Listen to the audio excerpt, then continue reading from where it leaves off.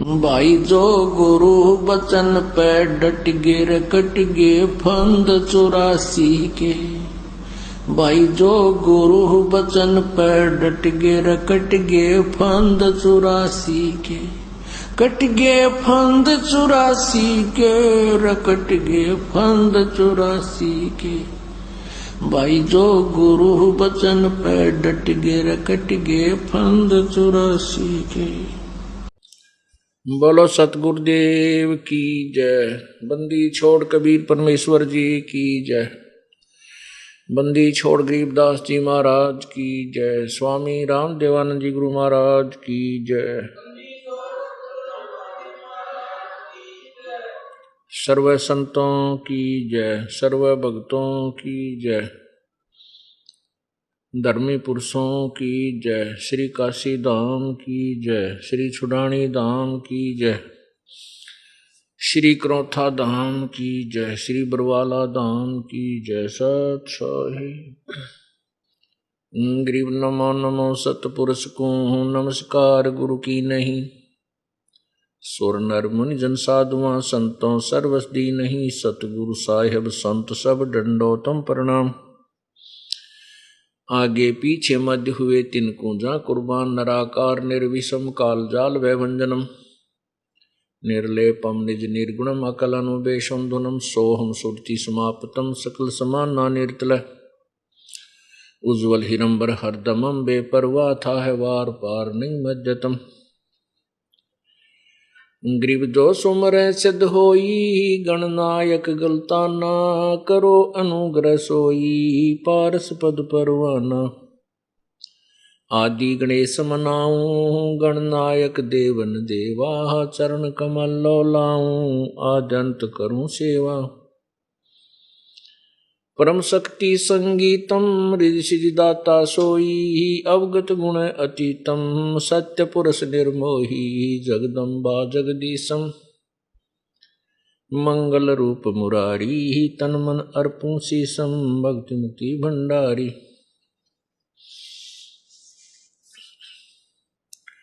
सुर नर मुनि जन ध्यावें। ब्रह्मा विष्णु महेशा शेष शेष मुख गावें। पूज्य आदि गणेशा इंद्र कुबेर सरीखा।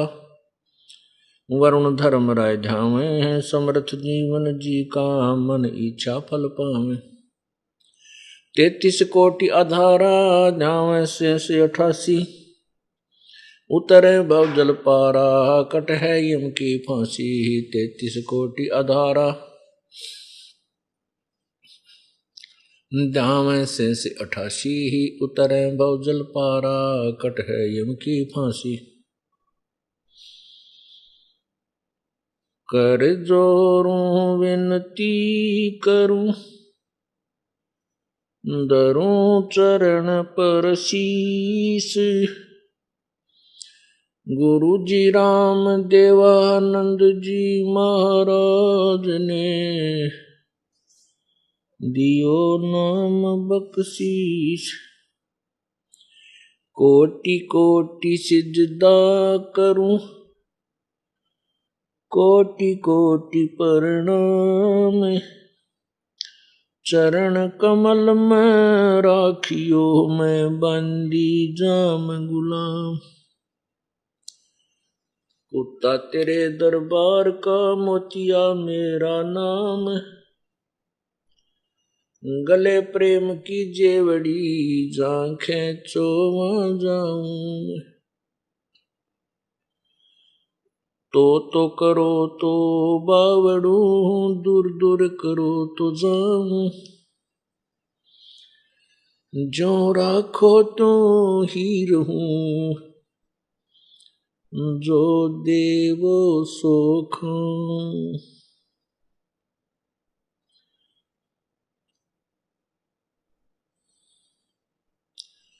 जय इब के सतगुरु मिले।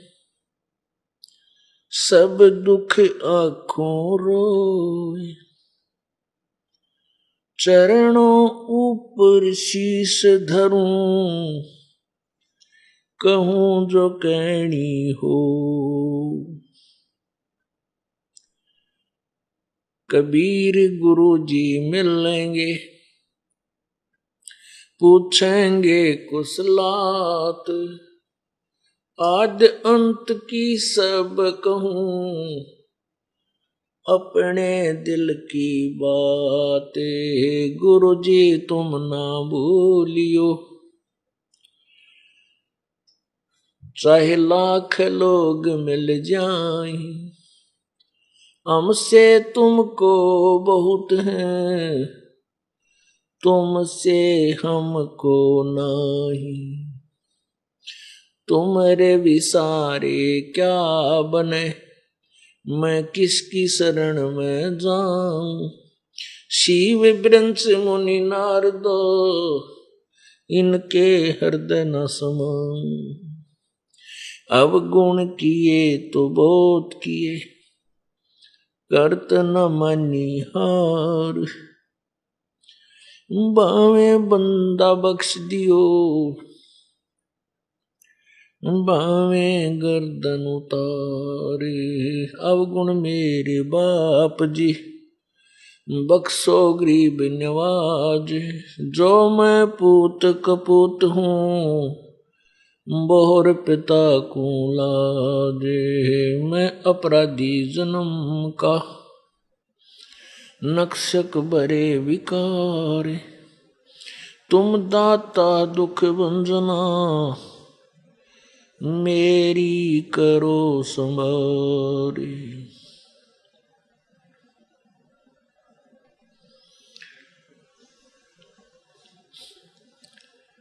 बंदे तू कर बंदगी, जय चावे दीदारे।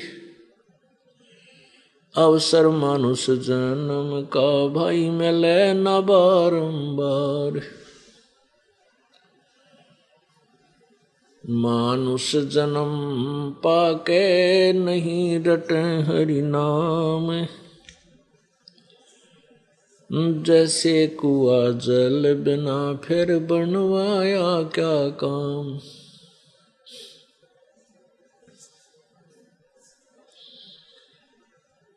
राम नाम रटते रहो जब तक घट में प्राण। कबहू तो दीन दयाल के हे बिनक पड़ेगी कान।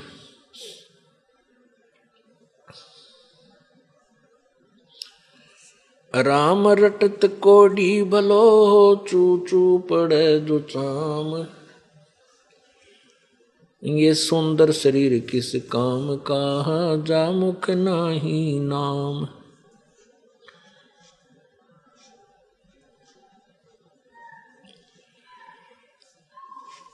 राम रटत दारिद्र भलो, टूटी घर की छान। वो सुंदर महल किस काम के, जहाँ भक्ति नहीं भगवान।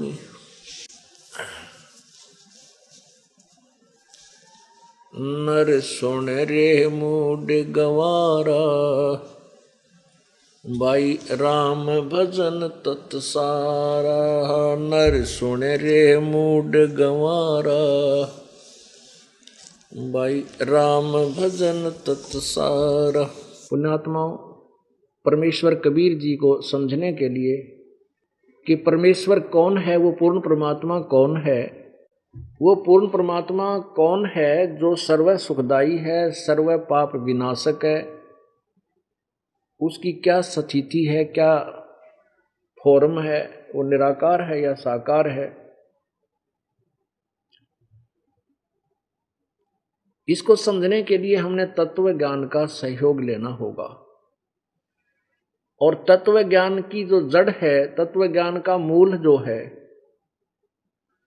वो तत्व ज्ञान समझ में कैसे आओगा, जिसको मास्टर की बोलते हैं, वो सृष्टि रचना है।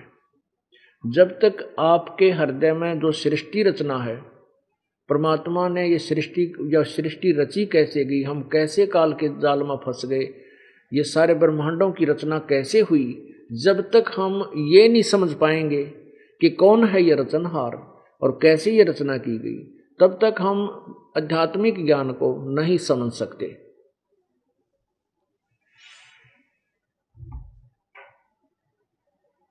जो सृष्टि रचना के विषय में आपको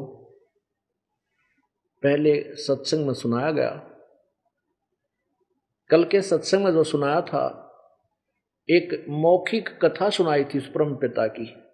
उस कबीर परमेश्वर द्वारा बताई गई वो सृष्टि रचना इस दास ने अपने वचनों में, अपने शब्दों में आपको सुनाया। वो ज्ञान ऐसा है, वो है एथेंटिक ज्ञान है, एथेंटिक यानी बिल्कुल वास्तविक कथा है, लेकिन हमने कभी इसको सुना नहीं। इसलिए जब तक हम प्रमाण नहीं देखेंगे, सदग्रंथ, जिन सदग्रंथों को हम सत्य मानते हैं, उनमें ये रचना, सृष्टि रचना का कुछ अंश नहीं पाएगा, तब तक हम नहीं मान सकते कि जो कथा हमें सुनाई गई है ये सही है। अब जैसा कि आपको कल सृष्टि रचना में सुनाया था पहले कि इस काल भगवान ने हम सभी को धोखे में रखा हुआ है, हमें वास्तविकता से अपरिचित रखा हुआ है। यहाँ तक कि अपने पुत्र ब्रह्मा विष्णु महेश को भी इसने धोखे में रखा है, इनको भी वास्तविकता नहीं बताई है। इसने अपनी पत्नी दुर्गा से, शेरा वाली से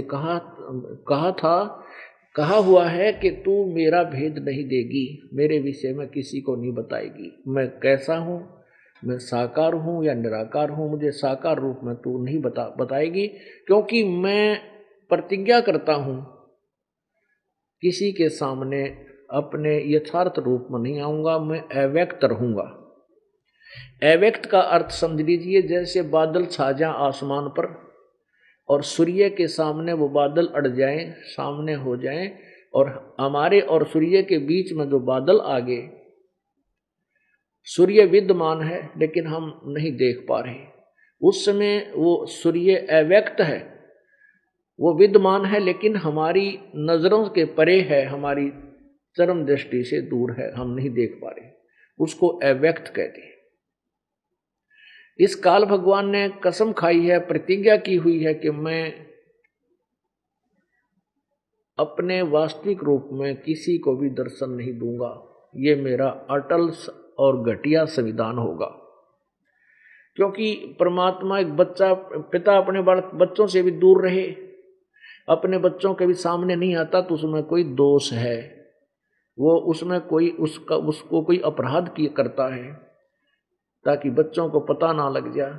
अब काल 1 लाख मनुष्य शरीरधारी प्राणियों को खाता है, और यहाँ पर जिसका परिवार का कोई एक सदस्य, किसी का एक्सीडेंट में 2 सदस्य मर जाते हैं, यहाँ तो हाहाकार मची है, टक्कर मार रहे हैं प्राणी उसकी याद में, और वो काल वहाँ पर खा रहा है, आनंद बना रहा है। अब इस घिनौने कर्म से हम जब सचमुच परिचित हो जाएं और ब्रह्मा विष्णु महेश को पता लग जाए, तो ये हाथ खड़े कर देंगे, हम नहीं करेंगे इसे पाप को। इसलिए इस काल भगवान ने इनको धोखा दिया हुआ है। दुर्गा से कहा कि मैं किसी के सामने नहीं आऊंगा। ये क्या करता है, अपने काल रूप को छुपाकर अपनी सिद्धि से अन्य रूप धारण कर लेता है। किसी को ब्रह्मा रूप में दर्शन दे देता है, किसी को विष्णु रूप में, किसी को शिव रूप में। अपने वास्तविक काल रूप में ये किसी के सामने नहीं आता। तो जब ये किसी कोई साधक साधना करता है, ब्रह्म वेदों अनुसार ब्रह्म की साधना करता है, तो ये विष्णु रूप में आ जाता है, ये शिव रूप में आ जाता है, किसी को ब्रह्मा रूप में दर्शन देता है। तो वो भोले ऋषि व भोले साधक ये समझ बैठते हैं कि ये भगवान आया और हमें आशीर्वाद देगा, हमारे कुछ काम ठीक हो गए, हमें कुछ सिद्धियां मिल गई। तो ये सोच बैठते हैं कि ये विष्णु जो है, जो हमारे साथ, विष्णु स्वर्ग लोक में, तो विष्णु वहाँ का राजा है, इसका विष्णु लोक का द्वीप में, वहाँ इसकी राजधानी है। वो तो सब देवता वहाँ उनको रोज देखते हैं, और वही देवता वो ऋषि लोग नित्य जब साधना करते हैं तो वो विष्णु आकर दर्शन देता है। तो ये सोच बैठते हैं कि यही विष्णु जो सतगुण विष्णु है, यही परमात्मा है, ये तो हमें बहका रहे हैं। और फिर वो ऋषि जी जाकर कहते हैं, हे भगवान आप ही पूर्ण परमात्मा हो, आपने ही हमें आशीर्वाद दिया, क्योंकि वो काल धोखा देता है, अपने बेटों के रूप में दर्शन दे करके उनकी महिमा बन जाती है। उसने कसम खा रखी है कि मैं अपने वास्तविक उस काल रूप में दर्शन नहीं दूंगा। वो काल रूप कैसा है, गीता जी के 11वें अध्याय 10वें और 11वें को पढ़ कर देख लो। उसका ऐसी बूंदी सकल और 1000 भुजा दिखा दी, ऐसे कर, वो 2 भुजा भी कर सकता है, 1000 भुजा तक का प्रदर्शन भी ये काल कर सकता है। काल का जो स्वरूप है ओछा माथा है, 2 उंगल का तिरछा सा, लंबे लंबे 2 दांत इतने भयंकर हैं उसके, डरावनी सूरत है। तो उस वास्तविक रूप में ये किसी को दर्शन नहीं देता, इसने कसम खा रखी है। अब इसके विषय में आपको सबसे पहले थोड़ा पवित्र गीता जी से प्रमाण करते हैं। ये देखिएगा, श्रीमद् भगवत गीता, गीता प्रेस गोरखपुर से प्रकाशित है। प्रकाशक एवं मुद्रक गीता प्रेस गोरखपुर, गोविंद भवन कार्यालय, कोलकाता का संस्थान। अब आपको 11वां अध्याय सुनाते हैं। इसमें आपको 10वां और 11वें अध्याय से दिखाते हैं, कुछ प्रमाण करते हैं। क्या करते हैं कि ब्रह्मा जी ने, ये देखिएगा गीता जी अध्याय नंबर 11 श्लोक नंबर 32, इसमें खुद कह रहा है ये गीता ज्ञानदाता, लोकों का नाश करने वाला बड़ा हुआ मैं काल हूँ, महाकाल नहीं काल हूँ। लोकों का नाश करने वाला मैं बड़ा हुआ, महाकाल नहीं, ये काल लिखा संस्कृत में, काल हूँ। इस समय इन लोकों को नष्ट करने के लिए प्रवृत्त हुआ हूँ माने ईब में प्रकट हुआ हूँ। जो प्रतिपक्ष की सेना में सचित योद्धा लोग हैं,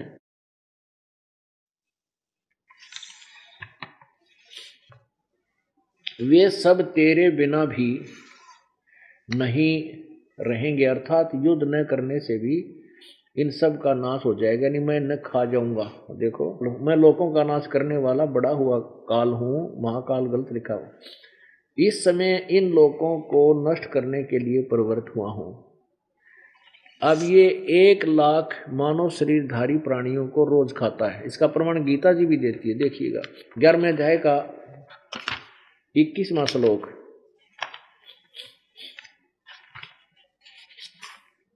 ये देखो,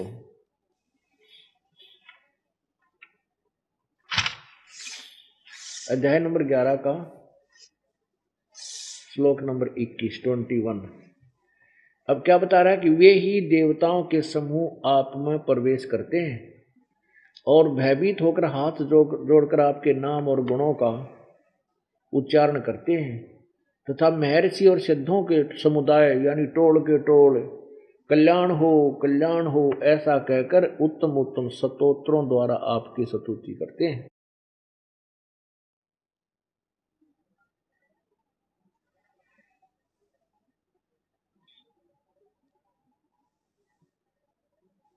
अब देखो क्या बताया है कि ये क्या कहते हैं, अर्जुन देख रहा है कि भगवान आप तो देवताओं के समूह ये देवताओं को भी खा रहे हो, ऋषि महर्षि भी आपको से भयभीत होकर हाथ जोड़े खड़े हैं, अपनी मंगल कामना करते हैं, हमें बख्श दो। और ये कहता मैं तो काल हूँ, सबको खाने के लिए आया हूँ, मैं ना बख्शूं किसी को। ये तो सिद्ध हुआ कि गीता ज्ञान दाता जो काल है ये ब्रह्म है, ज्योति निरंजन है, ये ब्रह्मा विष्णु महेश का पिता है। ये भी इसमें सिद्ध करूंगा, अपनी पवित्र श्रीमद् भगवद गीता भी इसका प्रमाण देवेगी कि काल से ही उत्पन्न प्रकृति और दुर्गा यानी काल से ब्रह्म से ब्रह्मा विष्णु महेश की उत्पत्ति हुई है। अब ये प्रमाण हुआ कि ये काल है, और ये कहता है कि मैं किसी को दर्शन नहीं दूंगा, ये मैंने अटल नियम है मेरा। गीता जी अध्याय नंबर 11 के श्लोक नंबर 47-48 में आप देखिएगा। अब देखिएगा गीता जी अध्याय नंबर 11 का और श्लोक नंबर 47।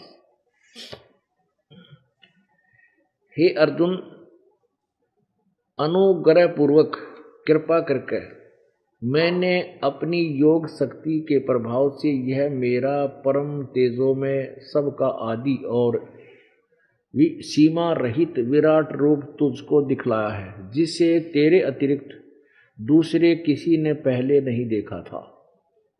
पुण्यात्माओं, एक तो इस बात से ये सिद्ध होता है इस श्लोक से कि ये श्री कृष्ण नहीं बोल रहा गीता जी के ज्ञान को, क्योंकि यदि श्री कृष्ण जी बोल रहा होता, ये नहीं कहता कि ये मेरा विराट रूप जो मैंने तुझे अब दिखाया है, ये पहले तेरे अतिरिक्त जो वर्तमान तूने देखा पहले किसी ने नहीं देखा, ये नहीं कहता ये शब्द। क्योंकि जब कौरव पांडवों का युद्ध होने की तैयारी में था और आपस में भाई बंटवारा नहीं हो रहा था, श्री कृष्ण जी 3 बार शांति दूत बनकर गए थे।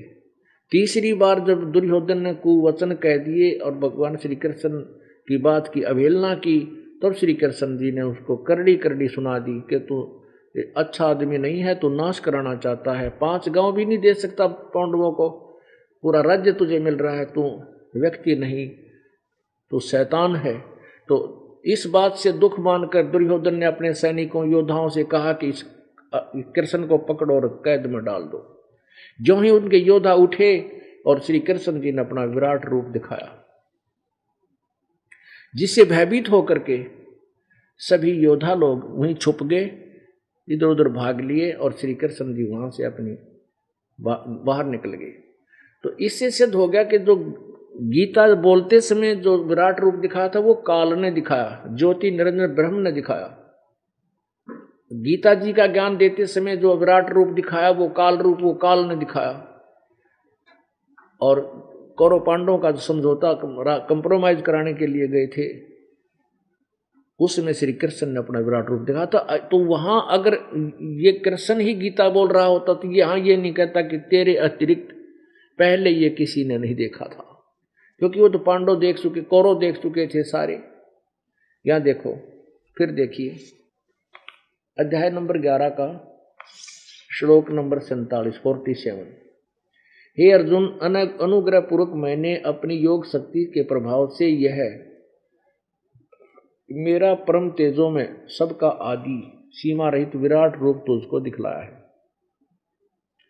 जिसे तेरे अतिरिक्त किसी ने पहले नहीं देखा था।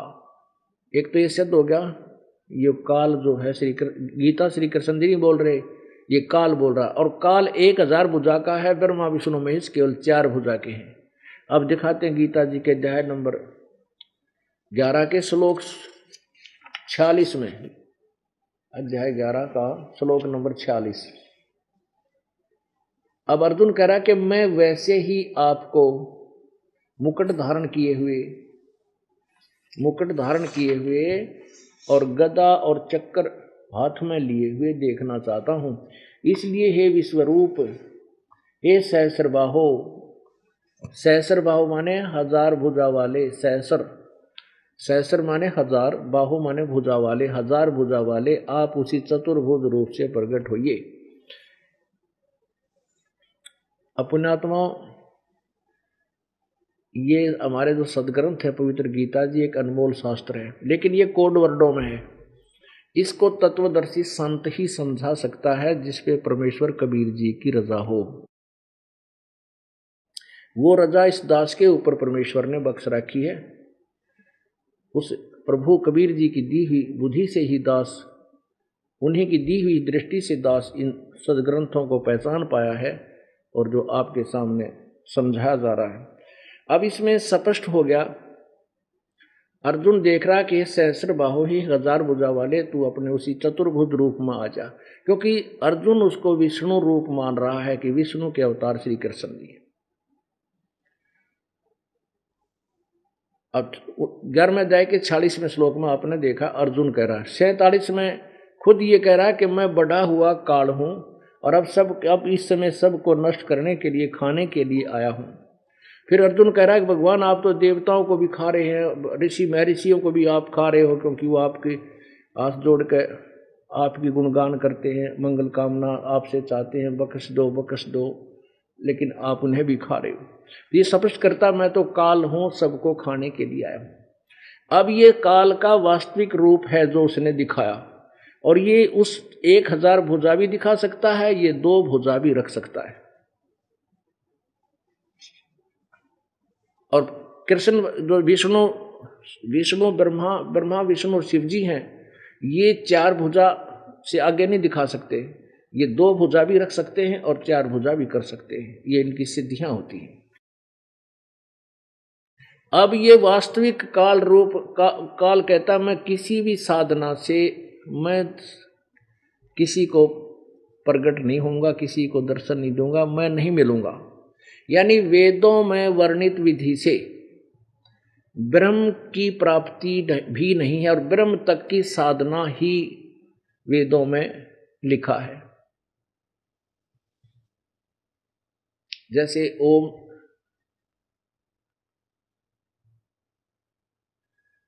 यजुर्वेद अध्याय नंबर 40 के श्लोक नंबर 15 में लिखा है, ओम कर्तुम समर, किल्वे समर और कर्तु समर। ओम नाम का जाप काम करते करते सुमन करो, विशेष कसक के साथ सुमन करो और अपना मूल कर्तव्य जानकर मनुष्य जीवन का समन करो, ओम नाम का जाप करो, जिससे अंत समय तक इसका जाप करना है, अपने अंतिम श्वास तक, अंतिम सांस तक यानी अंतिम घड़ी तक, मृत्यु तक। उसके बाद इस ओम नाम के जाप से जितना आपको अमरत्व प्राप्त होगा, यानी कितने समय तक आप नाश ना होगे ब्रह्मलोक में जाकर, एक महाकल्प तक ओम नाम के जाप करने वाला ब्रह्मलोक में रह सकता है। उसके बाद फिर अपना पूरा वह करके समय वो फिर दोबारा यहां आएगा। एक महाकल्प कितना होता है? 36,000 बार उत्पत्ति और प्रलय हो लेगी इस पृथ्वी लोक पर,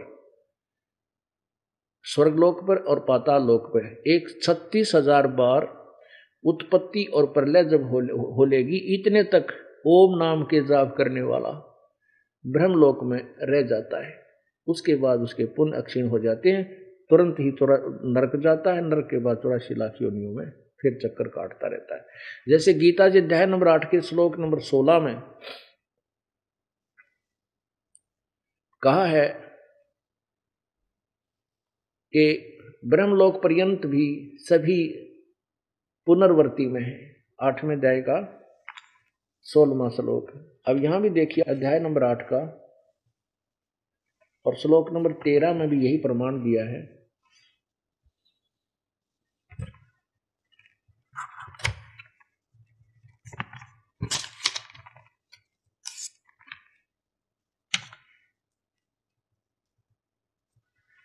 तेरह में यही प्रमाण दिया है, ये 13 है।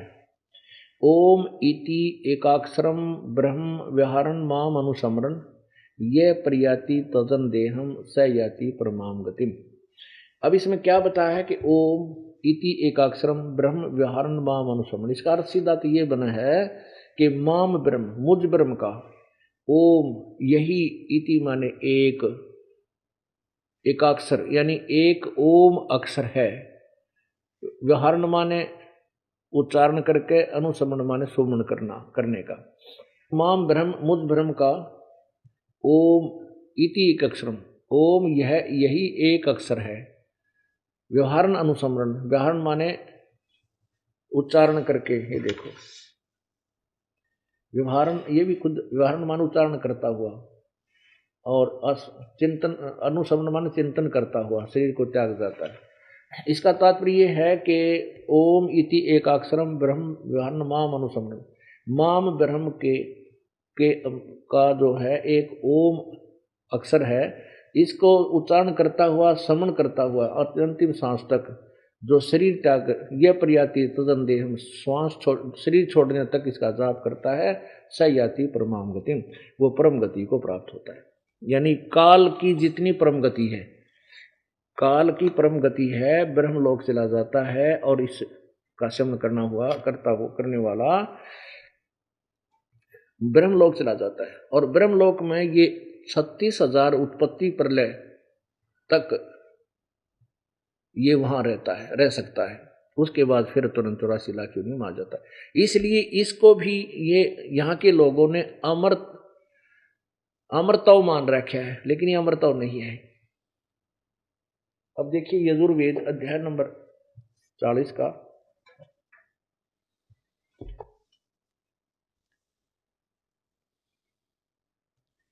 ये कहाँ से, और ये प्रकाशक है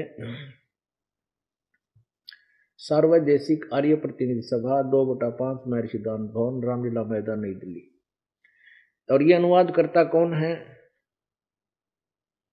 अनुवाद करता है यजुर्वेद भाषा आर्य भाषा भाष्य संपूर्ण 40 अध्याय महर्षि दानंद सरस्वती कृत।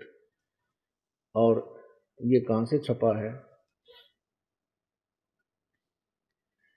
Prince Offset Printers, Prince Offset Printers 1510 Pataudi house Daryaganj New Delhi से। अब इसमें महर्षि दानंद जी ने इसका अनुवाद कर रखा है 40वें अध्याय के 15वें श्लोक का। ये देखो, ये देखो वायु, ये है यजुर्वेद 44वां अध्याय, 44वां माने चौथा ना 40वां अध्याय, और ये है 15वां मंत्र। वायुर अनिलम अमृतम यत इदम भस्मांतम शरीरम, ओम कर्तो समर, ओम किल्वे समर, ओम कर्तो समर, किल्वे समर, कर्तुम समर, कर्तुम समर। अब देखो क्या कहा है, इन्होंने अनुवाद कैसे किया है कि कर्म करने वाले जीव, तू शरीर छूटते समय ओम इस नाम वाच्य ईश्वर को स्मरण कर। स्वामी जी कहना चाहते हैं कि ओम मंत्र का जाप नहीं करना, लेकिन जिसका ओम नाम है, जिसका ओम नाम है उसका स्मरण कर। ओम नहीं, जिसका ओम नाम है उसको स्मरण कर। जबकि इसका अर्थ ये दास बताएगा आपको। कर्म करने वाले जीव तू शरीर छूटते समय ओम इस नाम वाच्य, इस नाम वाले ईश्वर को समरण कर तो माने कर्म करने वाले। ये ध्यान रखना, जो दास बताएगा फिर आपको समझ में आ जाए, क्योंकि हमने इनको महर्षि और विद्वान मान रखा है। किल्वे माने अपने सामर्थ्य के लिए परमात्मा और अपने स्वरूप का, समर माने समरण कर, कर्तम अपने किए का समरण कर। इस संसार का वायु धनजादि रूप वायु, अनिलम कारण रूप वायु को, कारण रूप वायु, अमृतम अविनाशी कारण को धारण करता, अथ इसके अनंतर इदम यह शरीरम नष्ट होने वाले सुखादि का आश्रय शरीर, भस्मांतम अंत में भस्म होने वाला होता है, ऐसा जान। देख किसा डंगा के रखा है इसने, गोबर के रखा है, ना कुछ करना आया ना कुछ, इसका सिर पैर के अर्थ में ना इसका।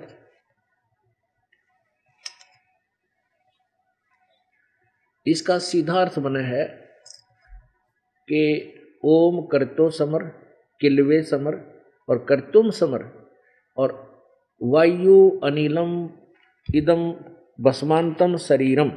जब शरीर छोड़कर तेरे शरीर का अंत होगा, उस समय तुझे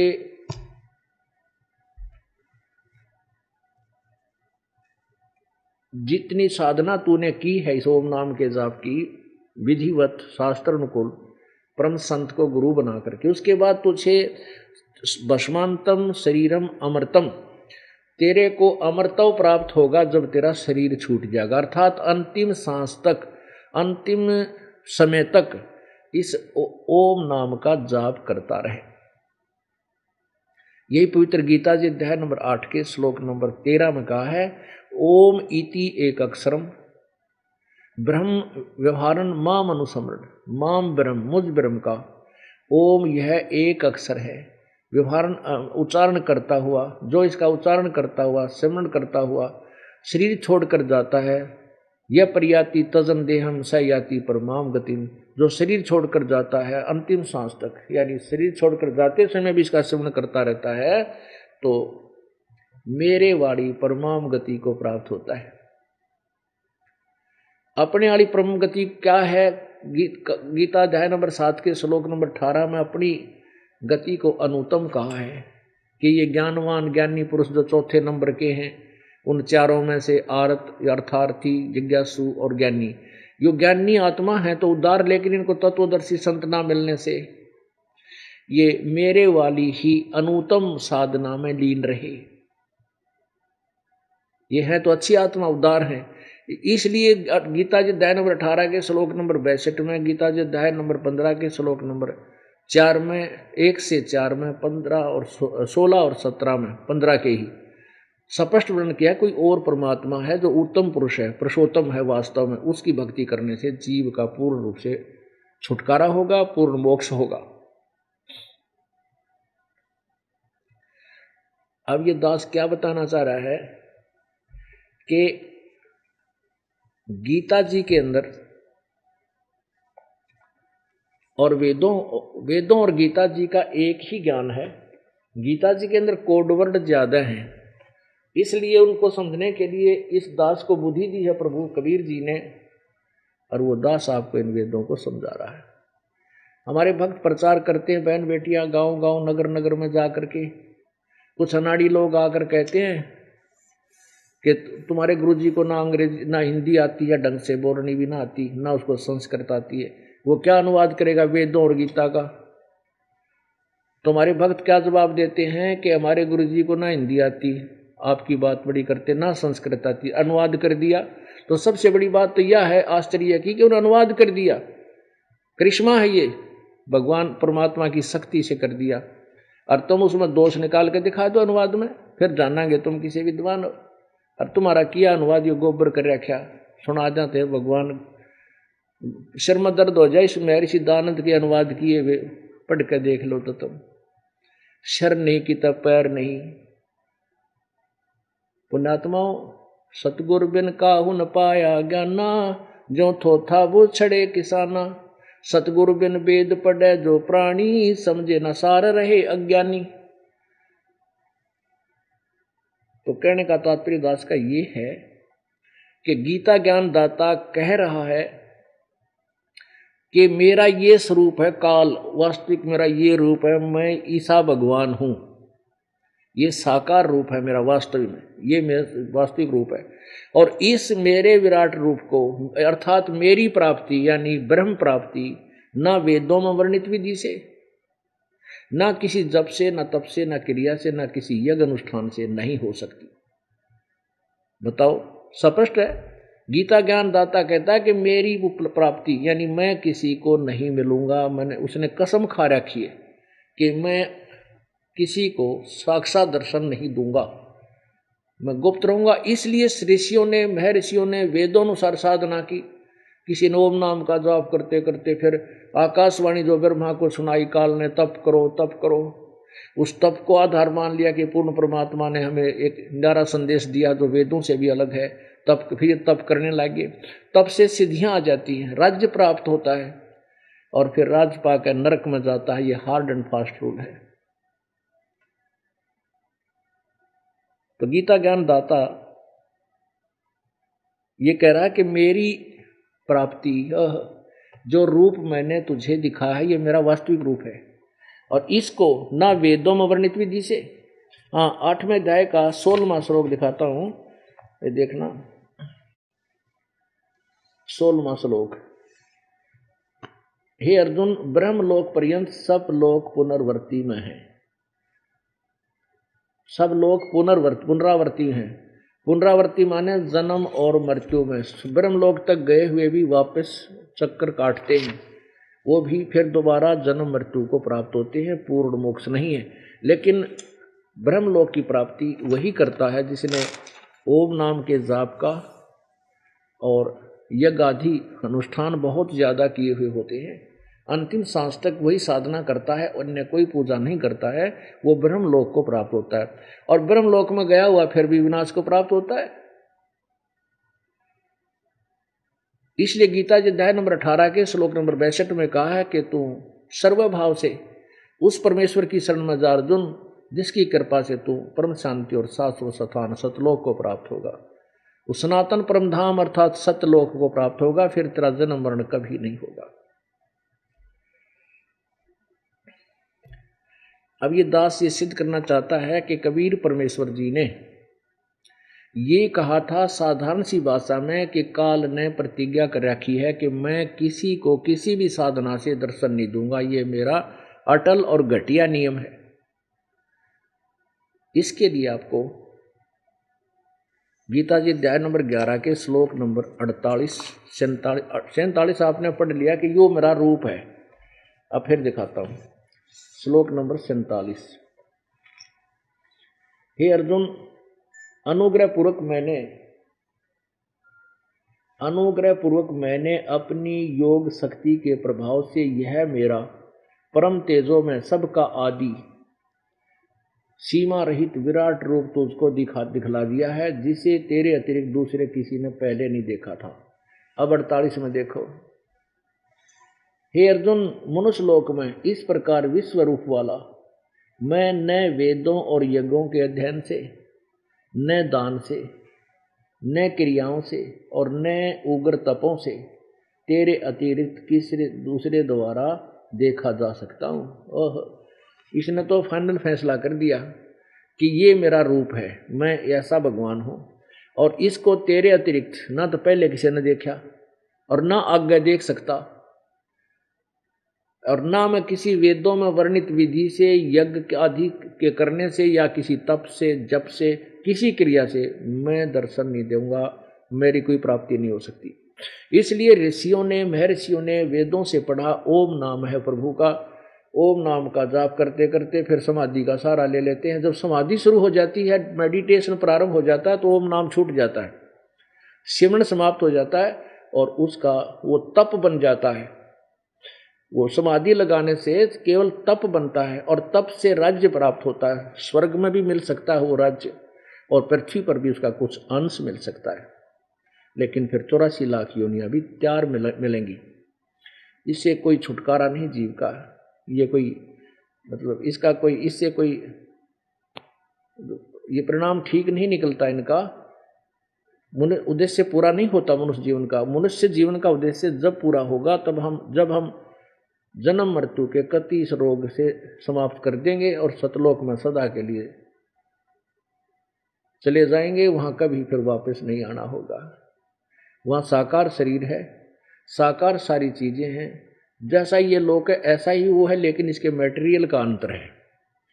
एक तो मिट्टी की मूर्तियां बना रखी हो, एक सोने की बना रखी हो।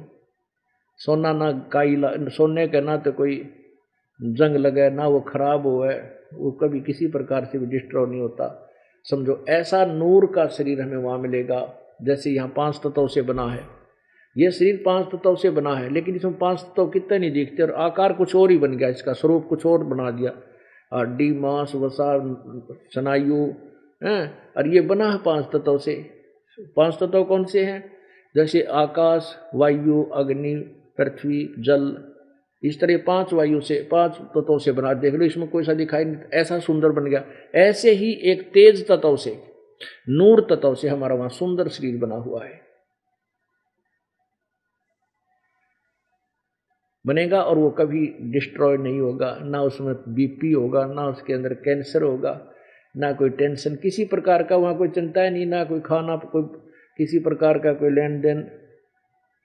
वहां तो भगवान की भक्ति और वहां कोई राग द्वेष नहीं है। बहुत ही आनंद, बहुत ही आनंद, आपस में बहुत ज्यादा प्रेम। वहां मतलब देव रूप होकर के ये हंस वहां जाते हैं और वहां कोई किसी प्रकार का भी तो कष्ट नहीं है। तो ये क्या कहता है, इसने फाइनल फैसला कर दिया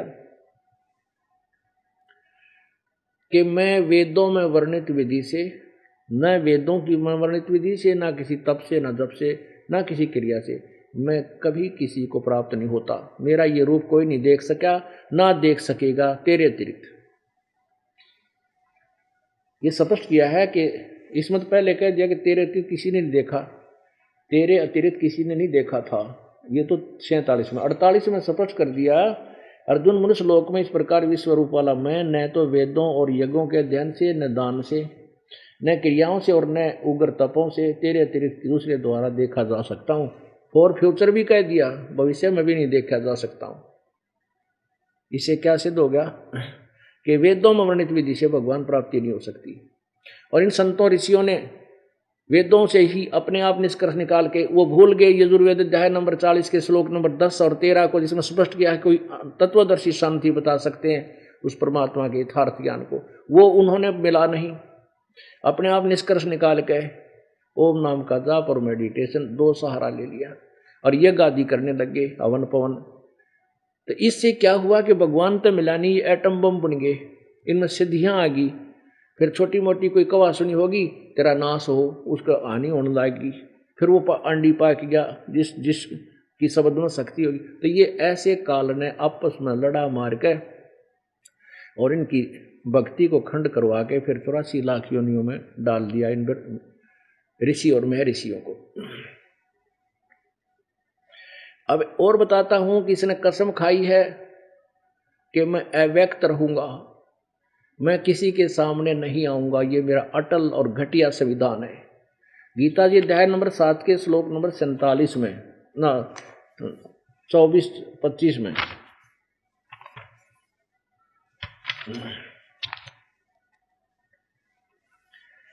देखिए, अध्याय नंबर 7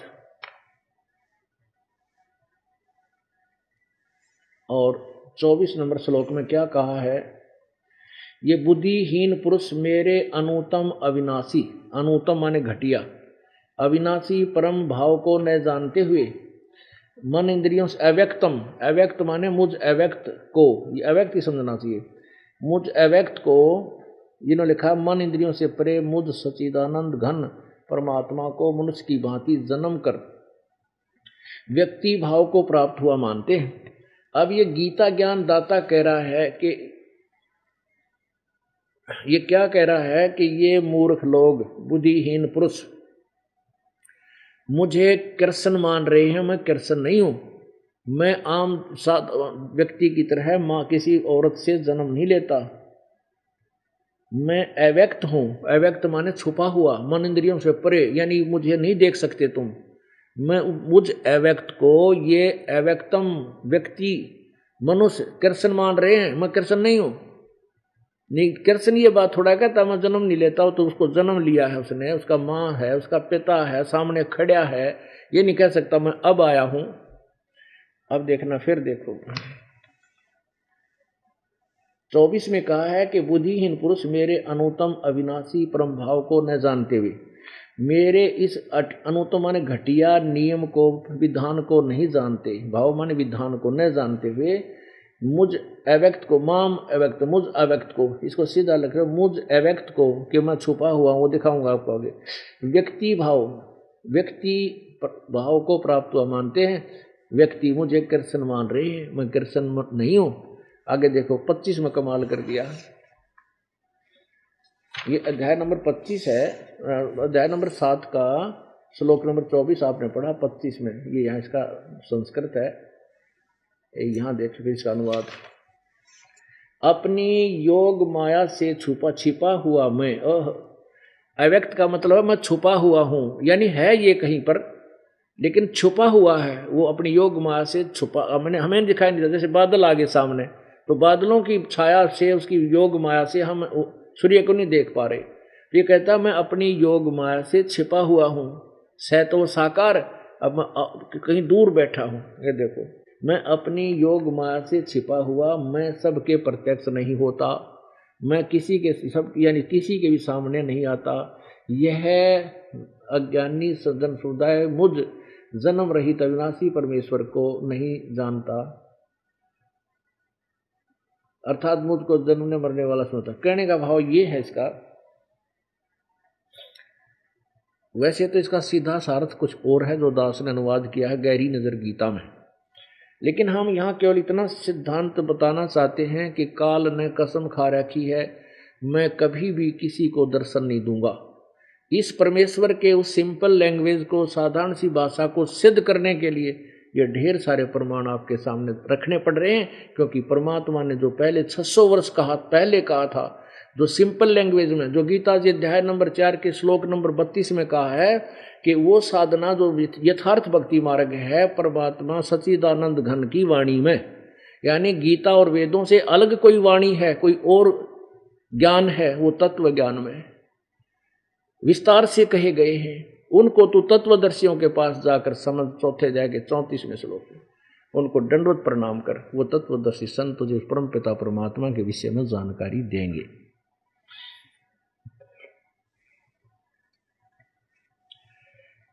अब ये बात सिद्ध करने के लिए जो परमात्मा ने 600 वर्ष पहले अपनी सिंपल लैंग्वेज में अपनी वाणी में परमेश्वर वाणी की वाणी में यानी सच्चिदानंद घन कबीर जी की वाणी में जो लिखा था, आज वेद और पवित्र गीता जी उसको सेकंड कर रहे हैं, उसका समर्थन कर रहे हैं। इससे सिद्ध हुआ कि जो संस्कृत के ज्ञाता थे वो अविद्वान थे, जो केवल एक अक्षर ज्ञान जानते थे, उनको वेद और गीता के विषय में पुराणों के विषय में कह का भी पता नहीं था, वो अविद्वान थे। और कबीर परमात्मा विद्वान थे। केवल एक भाषा के जानने मात्र से विद्वान नहीं हो जाता। अब ज्ञान से तात्पर्य है वही ज्ञान एक साधारण लैंग्वेज में हो। आपका एक बहुत सुंदर घड़ा रखा हो, कोरा घड़ा बिल्कुल चमकीला, उसके ऊपर चित्र चात्र सुंदर बना रखे हो, चित्रकारी कर रखी है, और उसमें जल है नहीं, और एक बूढ़ा सा घड़ा यानी चित्रकारी भी उसकी खत्म हो रही हो, पुराना सा घड़ा हो और उसमें शीतल जल भरा हो, आपको प्यास लगी है तो आप किसको देखोगे? पहले तो चित्रकारी वाले घड़े में देखोगे उसमें जल नहीं है, और दूसरा देखोगे उसमें जल है तो उस जल को पीकर अपनी प्यास बुझाओगे। तो आपको वो प्राणदाता वस्तु उस बिना चित्रकारी वाली घड़े में मिल गई तो वो चित्रकारी वाले खाली पड़ा, उसमें गोबर भर रखा हो तो उसने क्या फूकेंगे? तो कहने का भाव यह कि संस्कृत भाषा के जानने वालों ने गीता और वेदों का नाम लेकर जो अपने द्वारा अनुभव लिख करके वो बुक बना दी और उस पर लिख दिया ये वेदों के द्वारा के आधार से लिखा है, और उसमें भर रखा गोबर सारा डंगा, वेदों के विरुद्ध सोच है जिसकी लिखी हुई है, तो वो विद्वान थे या अविद्वान? वो अविद्वान थे। और कबीर परमेश्वर जिसने कभी संस्कृत पढ़ा नहीं, जिसने कोई भाषा पढ़ी नहीं, अक्षर ज्ञान नहीं था, उनको पूर्ण आध्यात्मिक ज्ञान था, वो विद्वान है। यजुर्वेद अध्याय नंबर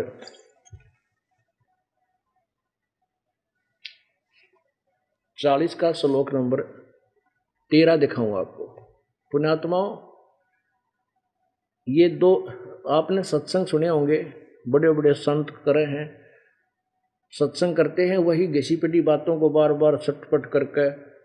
एक राजा था, उसका 2 लड़के थे, उसको एक मर गया, रानी भी नो हो गया, राजा का राज चला गया, छोटा लड़कन फिर राज मिल गया। देख परमात्मा की कृपा, अरे नाश होया जो भगवान की गया था उनका सारा नाश हो लिया और फिर राज मिल गया, कितने 10 15 20 वर्ष धक्के खा के उसी को। तो कहने का भाव ये है कि ये कथा तो मेरी सुनने को आपको मिली, लेकिन ये मूल ज्ञान तत्व ज्ञान से आप परिपूर्ण नहीं होगे तब तक आप भक्ति पर ना रुक सकते ना कर सकते, क्योंकि कोई ना कोई आपको भ्रमित कर डालेगा।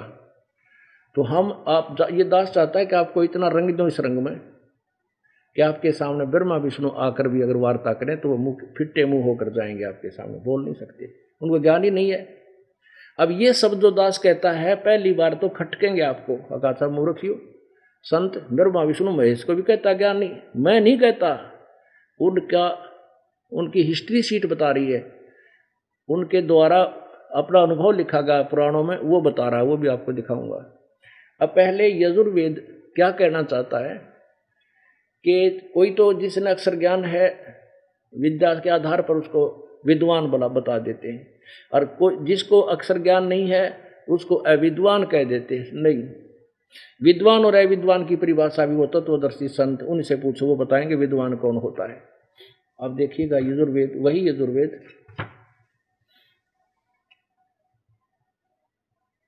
और यजुर्वेद अध्याय नंबर 40 का श्लोक नंबर 13, इसका क्या अर्थ बनता है?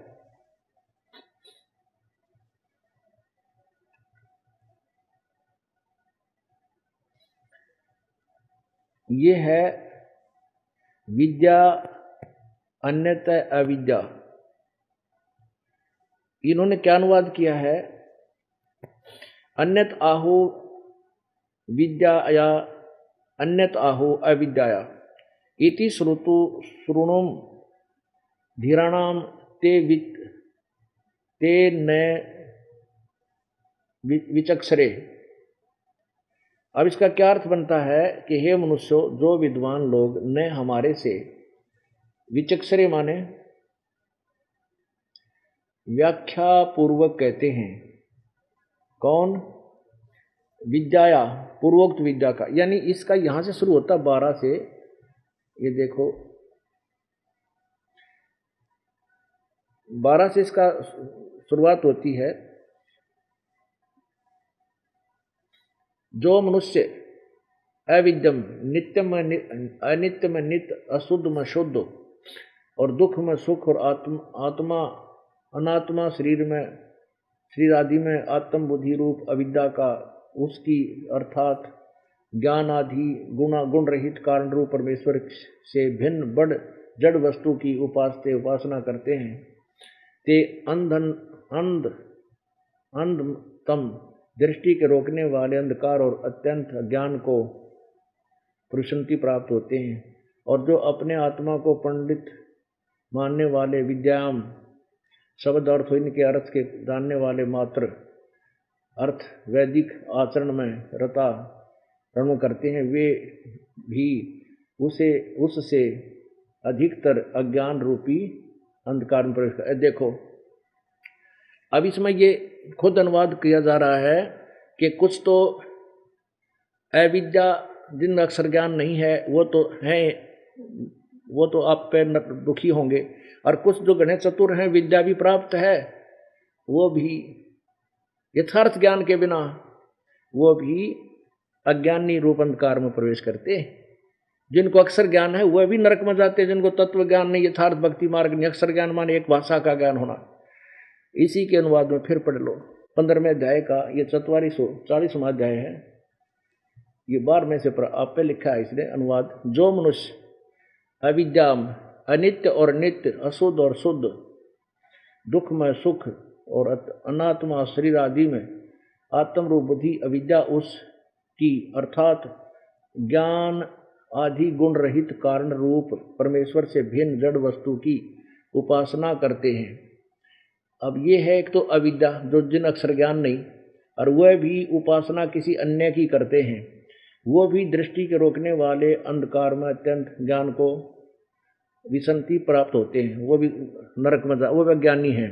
और जो अपने आत्मा को पंडित मानने वाले, यानी विद्वान, जो ब्राह्मण कहलाते हैं, विद्वान कहलाते, विद्याम शब्द अर्थ और उनके संबंध के जानने वाले, मात्र अवैदिक आचरण में रता रमण करते हैं, वे भी उससे अधिकतर अज्ञान रूपी अंधकार में प्रवेश करते हैं। अब क्या बताया है कि मान ले किसी ने, यजुर्वेद कह रहा है और इसने भी कुछ लवा लागता अनुवाद कर दिया है, लेकिन घुमा रखा है। इसमें इसका सीधा सा अर्थ है कि जिनको तत्व ज्ञान नहीं,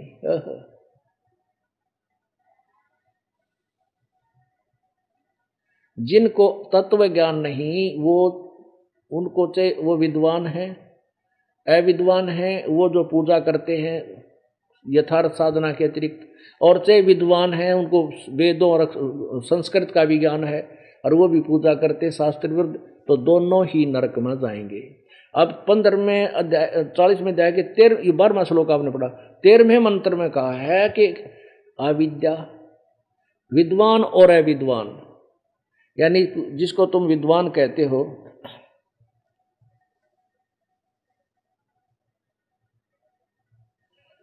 जिसको तुम विद्वान मानते हो, भाई अक्षर ज्ञान हो विद्वान है, जिसको अक्षर ज्ञान नहीं है वो अविद्वान है।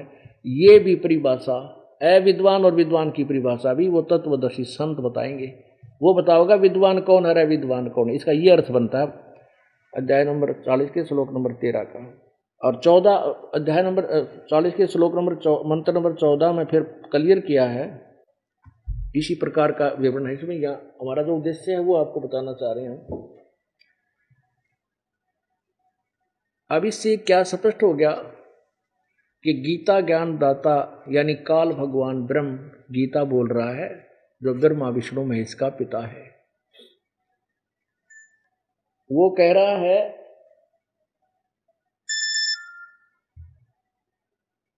कि मेरा एक अटल घटिया नियम है, मैं कभी किसी के सामने अपने यथार्थ रूप में नहीं आता, यथार्थ जो मेरा स्वरूप है उसमें नहीं आता।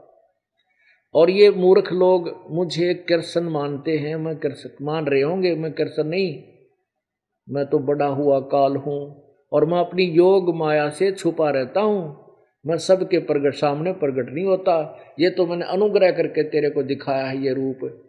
किसी भी वेद साधना से, किसी जप से, तप से या वेदों के पाठ से, अध्ययन से, अध्ययन में जैसे वो बना रखा है एक गायत्री मंत्र, ओम भूर्भुवः स्वः तत्सवितुर्वरेण्यं भर्गो देवस्य धीमहि धियो यो न प्रचोदयात्, ये हम भी घोटिया करते पहला।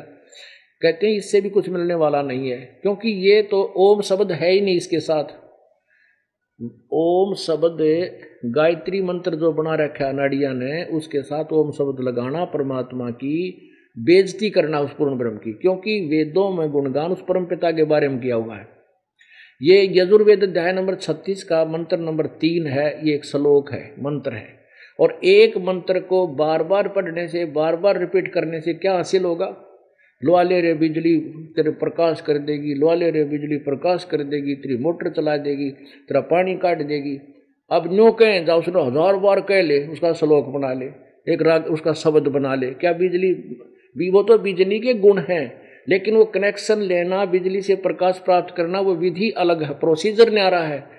वहाँ जाओ बिजली वाले महकमे के दफ्तर में, ऑफिस में जाओ, उनसे जानकारी लो कैसे कनेक्शन मिला है, फिर जैसे वो फॉर्मेलिटी बताओ, सारे कागज पूरे करो, पैसे जमा कराओ, कनेक्शन मिल गया। फिर वो जो गुण रोज कहा करते, ले ले रे बिजली, कनेक्शन ले ले तेरा बिजली आ जाएगी, प्रकाश हो जाएगा, मोटर चलेंगी, आटा पीसेगी। अब उसको कहता कहता रहे और वो प्रोसीजर ना अपनावे, क्या लाभ होगा? व्यर्थ। ऐसे ही यजुर्वेद अध्याय नंबर 36 का मंत्र नंबर 3 है यू यजुर्वेद का, जिसको गायत्री मंत्र ओम और ला दिया गया परमात्मा के साथ। ये परमात्मा की महिमा पूर्ण ब्रह्म की, उसका नाम अलग है, और उसका आगे ओम लगा देना राष्ट्रपति के सामने, और आगे मुख्यमंत्री ला दे कोई, है तेरा गजब वही है। उन्हें गड़ा कितना लताड़ेंगे लोग, तो नकल है। राष्ट्रपति के सामने मुख्यमंत्री जी फलाना, ये कोई बात हुई?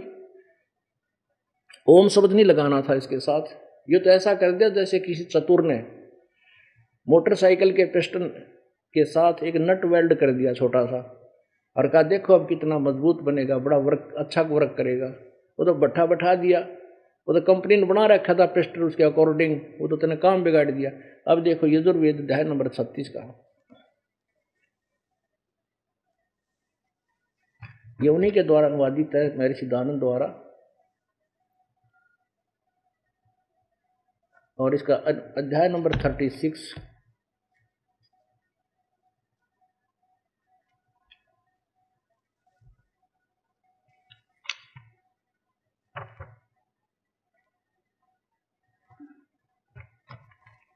ये देखिएगा,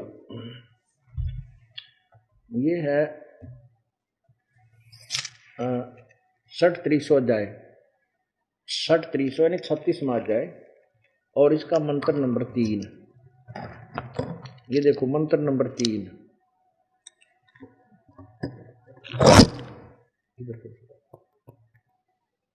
ये है मंत्र नंबर 3। ये यहां से प्रारंभ होता है, भूर्भुवः, ये देखो भूर्भुवः स्वः तत्सवितुर्वरेण्यं भर्गो देवस्य धीमहि धियो यो न प्रचोदयात्। इसमें ओम शब्द नहीं है, ये वास्तविक वाक्य है, वास्तविक मंत्र है। इसका अनुवाद क्या किया स्वामी जी ने, ये देखो, हे मनुष्यों, जैसे हम लोग भू कर्म कांड की विद्या, भू है उपासना कांड की विद्या, और स्वय ज्ञान कांड की विद्या जो संग्रह पूर्वक पढ़ के, यह जो हमारी धारणवती बुद्धियों को प्रेरणा करे, उस कामना के योग्य समस्त ऐश्वर्य के देने वाले परमेश्वर के उस इंद्रियों से न ग्रहण करने योग्य प्रोक्ष सब दुखों के नाशक तेज स्वरूप का ध्यान करें, वैसे तुम लोग भी इसका ध्यान करो।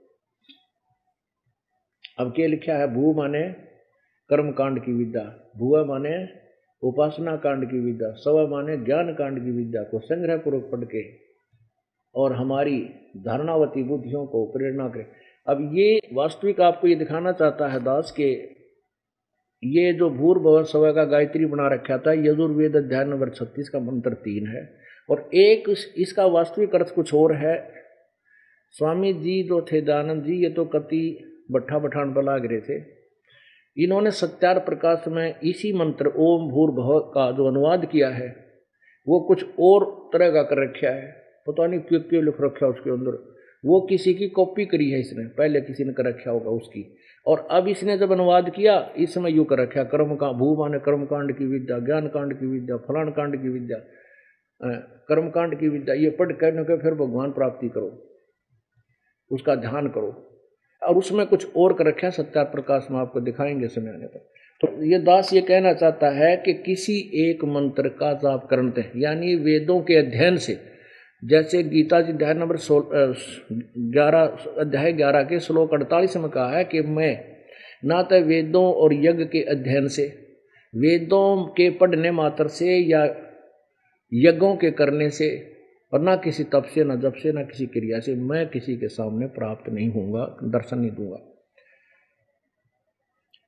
आगे गीता जी अध्याय नंबर 11 के श्लोक नंबर 49, 50, 51, 52 में फिर लिखा है कि मैं अपनी कृपा से और मेरे में प्रवेश होने के लिए शक्य हूँ, उनके लिए प्राप्ति नहीं है मेरी, लेकिन अपनी कृपा से मैं किसी किसी को अपना ये स्वरूप दिखा सकता हूँ, जैसे ब्रह्मा विष्णु, और वो भी दूसरे रूप में, अन्य रूप में, चतुर्भुज रूप में, जैसे ब्रह्मा विष्णु महेश रूप बना करके, जैसे शाम को आपको दिखाएंगे श्रीमद् भगवत गीता श्री देवी भागवत में कि ये ब्रह्मा विष्णु महेश ने देखा, ऊपर एक ब्रह्मा और देखा, एक विष्णु और देखा, एक शिव जी और देखा, तो कहते ऐसा देखने के लिए शक्य हूँ, ऐसे में तुम देख सकते हो, लेकिन मेरे वास्तविक रूप से वो तुम किसी भी तरीके से और कभी मुझे प्राप्त नहीं कर सकते।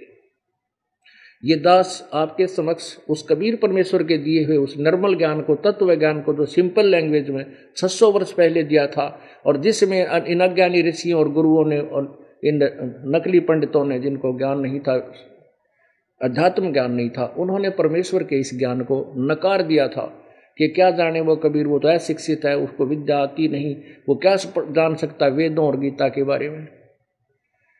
आज उस परमात्मा ने जो 600 वर्ष पहले वो अनमोल ज्ञान रखा था, बोल रहा था, वो आज गीता और वेद हमें स्पष्ट कर रहे हैं कि कबीर जी ने जो 600 वर्ष पहले बताया था वो इनमें भी लिखा हुआ है।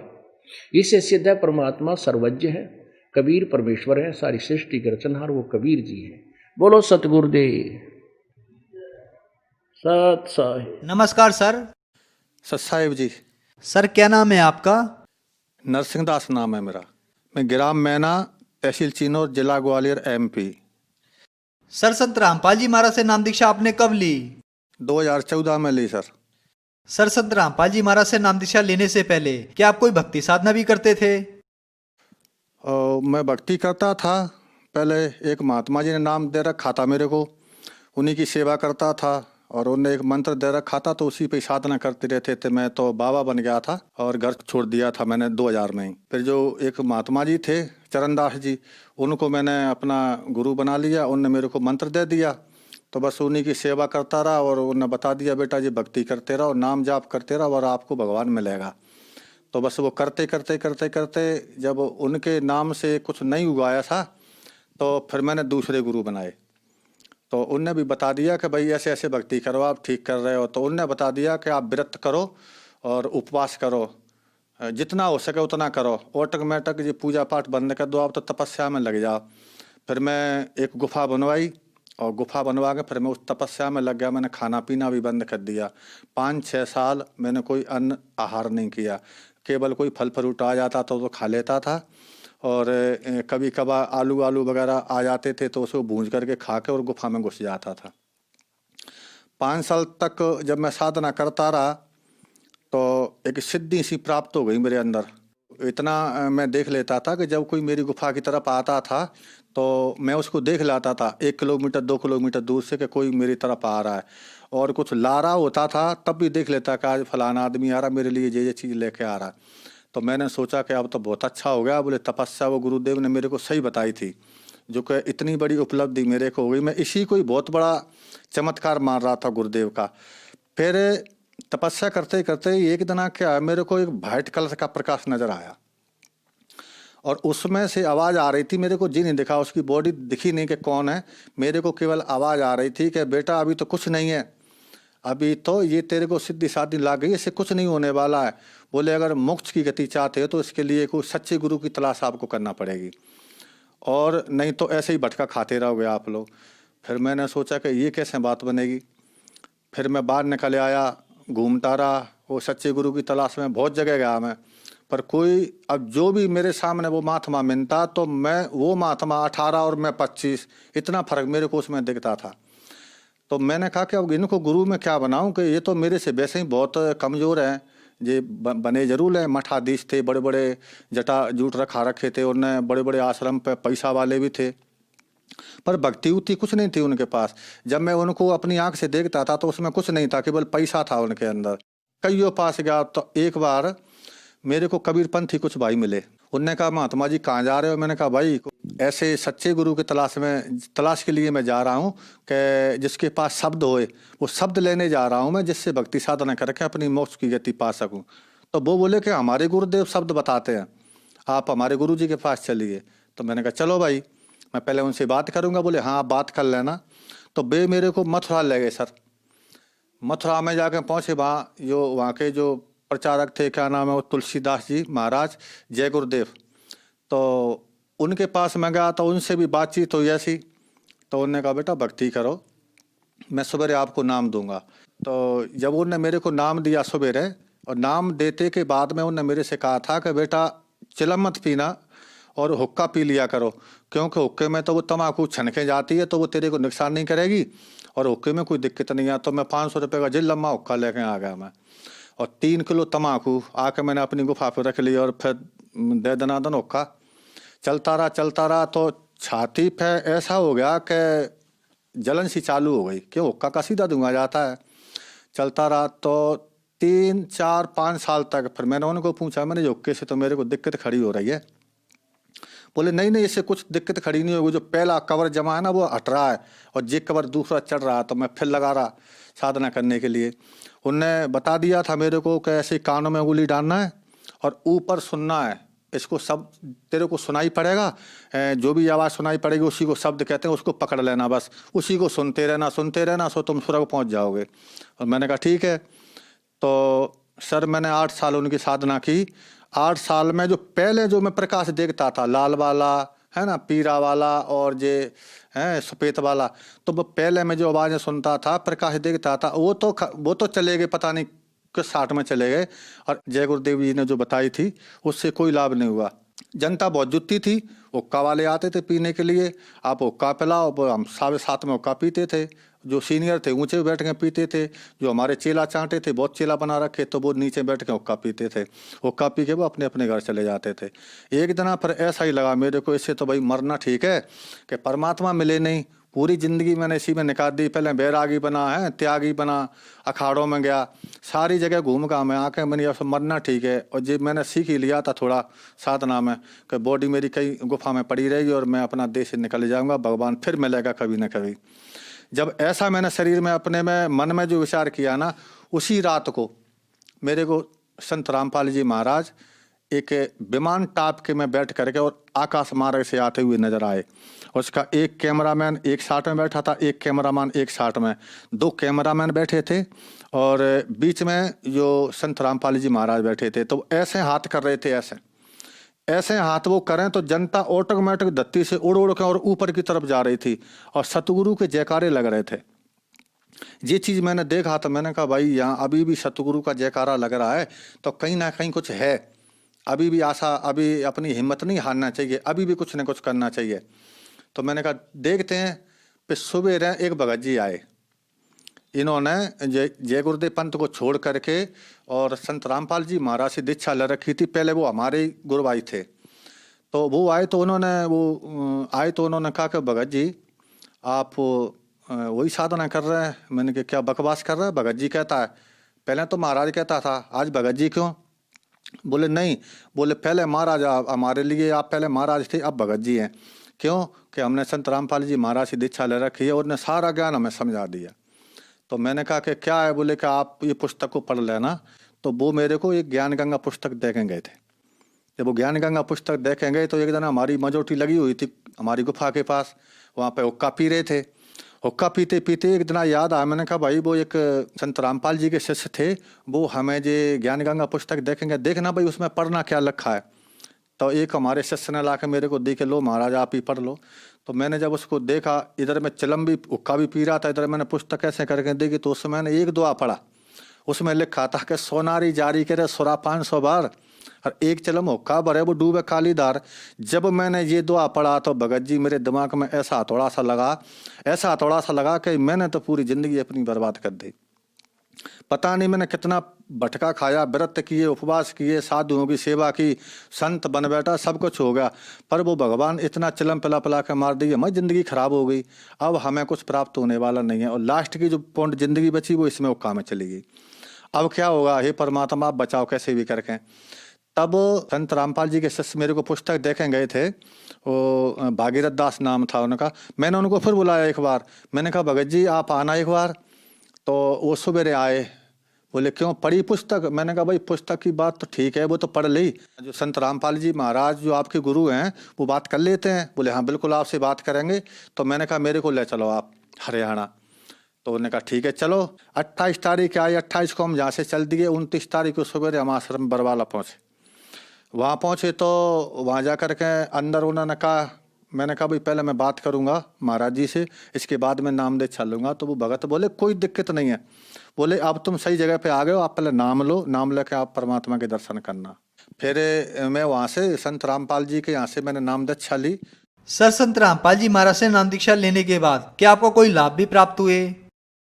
जैसे ही मैंने संत रामपाल जी महाराज से दीक्षा ली और नाम लेकर के जो परमात्मा के मैं दर्शन करने के लिए गया, जैसे ही संत रामपाल जी महाराज अपनी वहाँ से बाहर निकले भक्तों को दर्शन देने के लिए, तो जैसे ही मैं सामने ही खड़ा था, जैसे मेरे उनके ऊपर जो दृष्टि पड़ी ना, तो एकदम मैं ऐसा हो गया कि मतलब मेरे अंदर से कोई भूत निकल गया हो। तो एकदम ठंडक आ गई। वो परमात्मा संत रामपाल जी महाराज चले गए अपने भक्तों को हाथ रखते रखते आशीर्वाद देते देते। जब मेरी बारी आई तो मेरे पे आशीर्वाद नहीं दिया, मेरे सर पे उन्होंने हाथ नहीं रखा और ऐसे निकल के चले गए। तो फिर एकदम मैं रोने लग गया। मैंने कहा कहे भगवान आप जंगल में गए थे मेरे को लेने के लिए, आप मेरे को जंगल में से बुला करके जहाँ ले आए और जहाँ आपने मेरी बात भी नहीं सुनी। तो इतनी दूर से जब वो संत रामपाल जी महाराज लौट के आए मेरे से कहा कि मैंने क्या नहीं सुनी बेटा तेरी, सब कुछ तो सुन ली। तो फिर मेरे को लगा कि भाई यहाँ जो पक्का काम है। तो उन्होंने कहा तुमने नाम दीक्षा ले ली? मैंने कहा नाम दीक्षा ले ली। बोले बेटा भक्ति करो। और जी हुलिया क्या बना रखा, मेरे बड़े बड़े बाल थे, बड़े बड़े जटा थे। तो मैंने कहा ठीक है, तो अब मैं भक्ति कर रहा हूँ। और उन्होंने कह दिया था कि अब तुमको कोई भूत व्याधा नहीं सतावेगी। तो पहले बहुत से आते थे जिन भूत बेताल वगैरह, अब कोई नहीं आता और बढ़िया भक्ति हो रही है और बढ़िया साधना में लगे हुए हैं। और जबकि पहले मैं मरने के लिए जा रहा था, पहला लाभ तो यही है कि जब मेरा बिल्कुल ऐसे लकड़ी जैसा शरीर हो गया, व्रत करते करते उपवास करते करते, तो एकदम ऐसा नया जीवन मिला जो भक्ति साधना करने से। आज देखो मेरी बॉडी कैसी है, बिल्कुल जे लग रहा है मैं तो अभी घर से निकल के आ रहा हूँ। जब मैंने जो दीक्षा नहीं ली थी जब, तो पहले अगर आज भी मेरे को लोग देखते हैं तो वो पहचान नहीं पाते हैं कि आप वही हैं क्या। तो ऐसा हो गया था मैं, बिल्कुल मेरी अंदर की लीवर खराब हो गया था, क्योंकि 5 साल मैंने खाना नहीं खाया तो वो सुकड़ के इतना नेक हो गया था। तो उसमें आधी रोटी 1 रोटी जाती थी केवल बस। तो अगर ज़्यादा खाता था तो बीमार हो जाता था और कम रोटी खपती थी, इससे बिल्कुल शरीर कमज़ोर होता जा रहा था। तो पहली बात तो यह है कि जब परमात्मा संत रामपाल जी महाराज से मैंने दीक्षा ली, तो जो मैंने मंत्रों के जाप किए, जो क्रिया उन्हें बताई थी, जो मैंने करना चालू की, तो आज मेरा वो लीवर भी सही है और मेरी पूरी बॉडी बिल्कुल ऐसे लगती है कि जी पता नहीं कौन है। और अगर आज वो देखें तो मेरे कोई पहचान नहीं पाएगा कि जी वही हैं कि दूसरे हैं। तो संत रामपाल जी महाराज ने मेरे को नया जीवन दान दिया है और इतने बहुत से लाभ किए हैं मेरे साथ। तो इतने लाभ किए हैं कि एक बार रात को वो जिंद फिर आ गया था वहाँ पर। ये संत रामपाल की साधना छोड़ने के लिए वो मना कर रहा था। बोले पहले ही बढ़िया था, कोई दिक्कत नहीं, बढ़िया चलम चलती थी, वो का चलते थे। अब तो यहाँ पे कुछ होता भी नहीं है, हैं। तो बोले पहले हम भी आते थे तुम्हारे लिए, पैसा की कोई कमी नहीं पड़ती थी, हम पैसा भी आपको व्यवस्था कर देते थे। तो मैंने उनको कहा भाई अब तो मैं बिल्कुल ठीक हूँ, मेरे को कोई परेशानी नहीं है। तो वो भी धीरे धीरे करके फिर मैंने अर्जी लगाई संत रामपाल जी महाराज को मैंने फ़ोन लगा के अर्जी लगाई मैंने कि वहाँ पे मैंने कहा भगत जी ऐसी ऐसी बात है, यहाँ पे भूत परेशान कर रहे हैं मेरे को। संत रामपाल जी महाराज ने वहाँ बता दिया कि बेटा भक्ति करते रहो और कबीर साहब सब ठीक करेंगे। आप तो भक्ति करते रहो, भक्ति मत छोड़ना, अगर भक्ति छोड़ देना ना तो फिर वो परेशानी खड़ी हो जाएगी। तो आज मैं भक्ति करता आ रहा हूँ और आज तक के स्थिति में मेरे को कोई परेशानी नहीं है और आज बिल्कुल सही सलामत मैं आपके सामने खड़ा हूँ। जब मैं घर से बाहर नहीं निकला था तब तो गुट्टी शुट्टी ला लेता था हैं, और जब मैं अपना घर छोड़ के बैराग ले लिया तो फिर वो नशा, चिलम और हुक्का और ये तम्बाकू बीड़ी सिगरेट बस इसमें लग गया। कभी कभार गांजे में जो अफीम आती थी अफीम को भी खाते थे। अखाड़े में तो सारे नशा होते थे। कछु बाबा तो ऐसे थे बड़े बड़े सीनियर हमारे वहाँ पे कि वो स्मोक का भी इस्तेमाल करते थे। पर एक बार नागा अखाड़ों की टीम हमारे पास आई तो उन्होंने हमसे कहा कि भाई ऐसी अच्छी मूर्ति आपके मस्तक पे इतनी चमक है और इतने बड़े बड़े जटाएं, आपसे तो हमारा अखाड़े में 4 चांद लग जाएंगे और आप हमारे अखाड़े में चलो। तो मैंने कहा भाई आपके अखाड़े में तो मैं चला जाऊंगा, पर मैं इतनी तपस्या कर रखी है मैं आपको एक एक करके बता दूंगा कि आपके अंदर क्या है।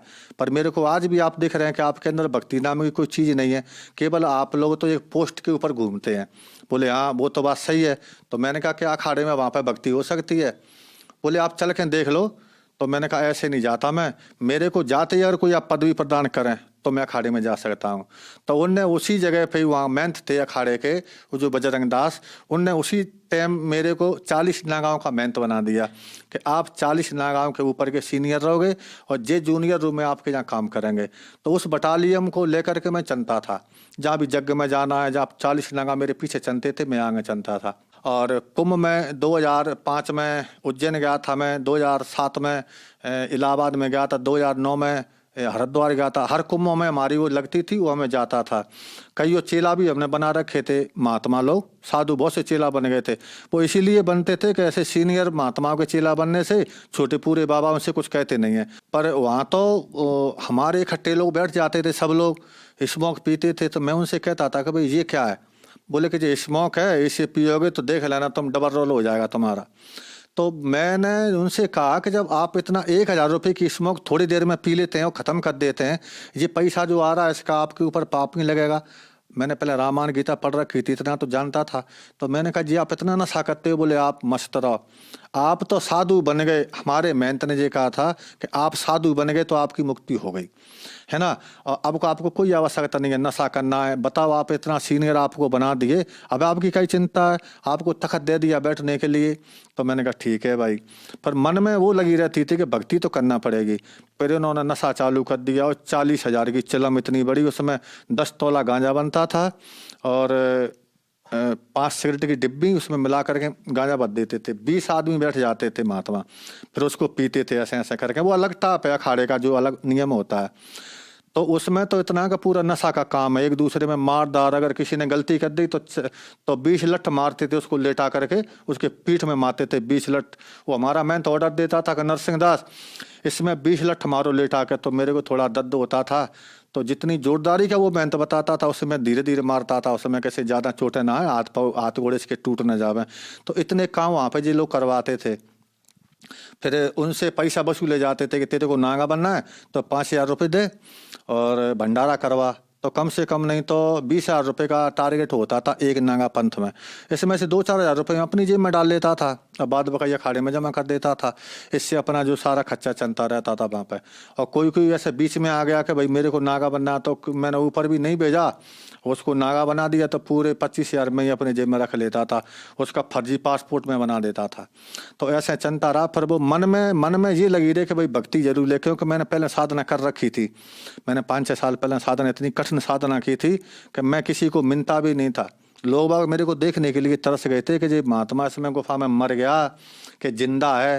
तो जब ऊपर से अब आदेश हुआ कि इससे कुछ नहीं होता, कोई सच्चे गुरु की तलाश करो, जब फिर मैं गुरु की तलाश में निकला गुफा से, सब लोगों ने मेरे को देखा। और जब से जो मैंने ज्ञान गंगा पुस्तक पढ़ी और उसमें जो मैंने देखा और फिर मैंने गुरुदीक्षा ली संत रामपाल जी महाराज से, तब से नशा, बीड़ी, सिगरेट, गांजा, अरे पीने की तो चली बात है, का मेरे पास कोई बीड़ी पीने वाला भी आदमी नहीं बैठता, ना मैं किसी को बैठाता मैं इन लोगों के पास, और ना हमारी गुफा पे कोई अब ऐसा आदमी आता कि जो बीड़ी पीता होगा। जब तक संत रामपाल जी महाराज के शरण में नहीं जाते, जब तक नशा से मुक्ति नहीं मिल सकती। क्योंकि मेरे को पता नहीं है, बहुत से मैंने प्रयास कर लिए थे, कईयों जड़ी बूटी खिलाई मैंने, कईयों बाबाओं के पास गया, उन्होंने कहा इससे तुम्हारा गांजा छूट जाएगा, नशा छूट जाएगा, तो बहुत सी मैंने कोशिश की, पर मेरा नशा नहीं छूटा और बराबर चलता रहा। कोई लोग मेरे से कहते थे कि महाराज आप गांजा कम पियो, चिलम कम पियो, तो मैं लठ लेकर उसको मारने दौड़ता था कि भाई तू कौन होता है, जो मेरी मर्जी है मैं पीऊँगा। और जबकि वो बेचारे, आज मेरे को याद आती है कि वो मेरे को बिल्कुल सही कह रहे थे, और आज मैं अफसोस करता हूँ कि उन लोगों को मैंने बुरा बोल दिया। संत रामपाल जी महाराज की अगर कोई पुस्तक भी पढ़ ली किसी ने, तो उसी से उसका उद्धार सा हो जाता है, ऑटोमेटिक उनको प्यास लगती है। इनके शब्द में और इनके मंत्रों में इतनी शक्ति है, इतनी शक्ति है कि ये चीज़ बगल में आती ही नहीं है। जो नशा हो, कुछ भी हो, सब बुराइयों से वो दूर हो जाता है बिल्कुल। ऐसी शक्ति है उनके शब्द में, शक्ति है। और जो नाम उन्होंने दिए हुए हैं वो बिल्कुल शास्त्रों में जो है उन्होंने एक एक बात बताई है, हर शास्त्र की बात मेरे को बताई। जब मैं समझ गया, क्योंकि मैं पहले पुराण शास्त्र पढ़ चुका था, पर मेरे को समझ में नहीं आ रही थी, उसकी वो कुंजी नहीं मिल रही थी, उसकी कुलजी जो ताला लगा हुआ था। ऊपर से मकान को तो देख लेता कि जो मकान बना है, फिर ताला खोल के अंदर नहीं जा पा रहा था, इसका मतलब क्या होता है। पर संत रामपाल जी महाराज ने सारा मतलब मेरे को समझा दिया। और पहले तो मैं इतना बड़ा जो गुरु पद पे बैठा हुआ था, तो कुछ लोग मेरे पास आया करते थे कि महाराज जब मोड़ा गांजा ज़्यादा पीता है, चिलम ज़्यादा पीता है, तो मैं चुप हो जाता था कि मैं क्या करूं, मैं तो खुद पीता हूं भाई, जब मेरी भी नहीं छूट पा रही है तो मैं तेरे लड़के की मैं क्या छुड़ाऊंगा। तो मैं चुप हो जाता था, उनसे कुछ नहीं कहता था, कह देता कि और किसी महात्मा को देख ले भाई, मेरे बस की बात नहीं है। और बहुत से लोग ऐसे आते थे, बस हमको तो वही लोग अच्छे लगते थे जो कुछ चिलम पीने वाले आते थे। कई लोगों ने ऐसे प्रश्न किया, मैंने कहा ना, फिर छुड़ाया, कुछ नहीं हुआ उससे। वो तो संत रामपाल जी महाराज की जब शरण में गए तो आज बिल्कुल मैं स्वस्थ हूँ, मेरे को कोई बीमारी नहीं, कोई रोग नहीं है, आज मैं बिल्कुल स्वस्थ हूँ और अच्छा हूँ। सर, जो जन समुदाय आज आपको देख रहा है, आप उन्हें क्या संदेश देना चाहते हैं? उनके लिए तो मैं तो उनसे सबसे यही कहना चाहूँगा कि भाई आपको विश्वास नहीं होता है तो मेरे को आप देख लीजिए, मैं भी आप ही के साथ था, आपके अखाड़े में था, आपके अखाड़े में मैंने काम किया, और भक्ति तो विधि कोई थी नहीं। तो आज आप मेरे को वो शक्ल देख लीजिए, ये देख लीजिए कि पहले कैसा था और अब कैसा हूँ। इसीलिए मैं तो सबको यही कहूँगा कि अगर कल्याण चाहते हो, अगर कल्याण कराना, अगर मुक्ति धाम आपको चाहिए, मुक्ति धाम में जाना है, तो आप संत रामपाल जी महाराज के शरण में आएँ और इनसे नाम दीक्षा लेकर के अपना कल्याण करवाएं। नहीं तो यहाँ पे कोई चारा नहीं है, कहीं पे भी चारा नहीं है। मैंने सारा कुछ देख लिया शुरू से भी। और जो हमारे जो भाई हैं जो पहले अखाड़े के, अगर वो सुन रहे हो इस इंटरव्यू को, अगर देख रहे हो, तो उनसे भी मेरी प्रार्थना है कि आप लोग भी ये अपनी विदुता को छोड़ करके और संत रामपाल जी महाराज के शरण में आकर के आप नाम दीक्षा लो और नाम दीक्षा लेकर के अपना कल्याण करवाओ, और नहीं तो बहुत बुरी दिशा हो जाएगी इस देह की। सबको ये प्रार्थना करूंगा कि इतना ये लोग अलग अलग जो विभागों में बट गए हैं, जो मेरे शिष्य भी थे पहले, ठीक है, जो गुरु भाई थे और महंत थे, मैं सबसे मेरा ये अनुरोध है कि आप आकर के और संत रामपाल जी महाराज की शरण में आएँ और अपने नाम दीक्षा लें और अपना भक्ति करें और अपना कल्याण करवाएं। मैं तो आपसे ये प्रार्थना कर रहा हूं कि आप 1 महीना ये भक्ति साधना करें, आपको अच्छा लगे तो आगे बढ़ जाना, अगर आपको नहीं अच्छा लगता, आपको फायदा नहीं हो इसमें, तो आप बेशक आप अपने वापस उसी अखाड़े के लिए लौट जाएं। क्यों कि मेरे को पता है कि 1 महीना का समय तो मैं आपको ज़्यादा कह रहा हूं। अगर आप ये 10 दिन भी इस साधना को करके देख लो, आपका नशा, आपकी जो गांजा, भांग, सिगरेट आदि वगैरह, इनका तो पता नहीं चलेगा। जैसे कि सूरज निकलता है तो रात का पता नहीं चलता कि वो किस दिशा को चली गई, इसकी जानकारी भी नहीं हो पाती कि रात है गई कहाँ। इसी प्रकार संत सतगुरु रामपाल जी महाराज से नाम दीक्षा लेकर के, और जब आदमी भक्ति करता है भगत अपनी, तो पता नहीं चलता उसको मेरे विकार कहाँ चले गए, उसे याद ही नहीं रहता कि मैं गांजा पीता था कि सिगरेट पीता, तो पता ही नहीं पड़ता उसको।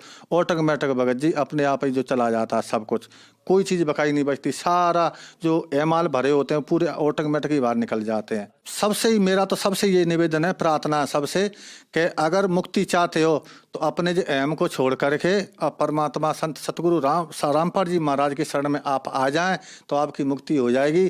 क्यों कि वैसे नहीं मानते आप मेरे को देख करके आ जाइए, क्योंकि मैं भी एक अखाड़े का गुरु पद पर बैठा था। मैं भी 40-50 नगाओं का महंत था, कई शिष्य भी मैंने बना रखे थे। और आज मैंने अपने शिष्यों को भी इस संत सतगुरु रामपाल जी महाराज के शरण में जोड़ दिए हैं।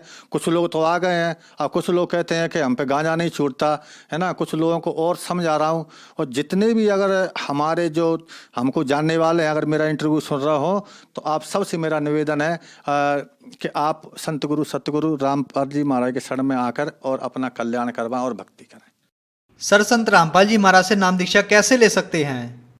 संत रामपाल जी महाराज से दीक्षा के लिए परमात्मा ने वहाँ से हर प्रांत में हर जिले में नामदान केंद्र खोल रखे हैं। तो कोई भी प्रांत से वहाँ पर टीवी पे, साधारण टीवी पे आप देखोगे तो नीचे पट्टी पे वो नंबर आते हैं। अगर जानकारी ना हो तो उस पर नंबर लगा करके आप फ़ोन पे पूछ सकते हैं कि पुस्तक कहाँ मिलेगी।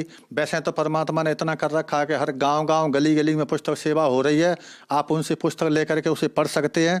अगर उसमें अच्छा लगे आपको तो नाम ले सकते हैं, नहीं तो आप टीवी पे सतगुरु संत रामपाल जी महाराज प्रवचन देते हैं तो उसमें आप सुन सकते हैं। उसमें नीचे नंबर आ रहे हैं, उनमें आप नंबरों को फ़ोन लगा करके आप पुस्तक मंगा सकते हैं और अपने नाम के लिए जानकारी भी ले सकते हैं कि हमें नाम कहाँ मिलेगा। हर जिले में और नामदान केंद्र खोल रखे हैं, वहाँ पे जा कर के और आप सतगुरु रामपाल जी महाराज से नाम दीक्षा प्राप्त कर सकते हैं। धन्यवाद सर। सत साहिब। बोलो सतगुरुदेव की जय हो।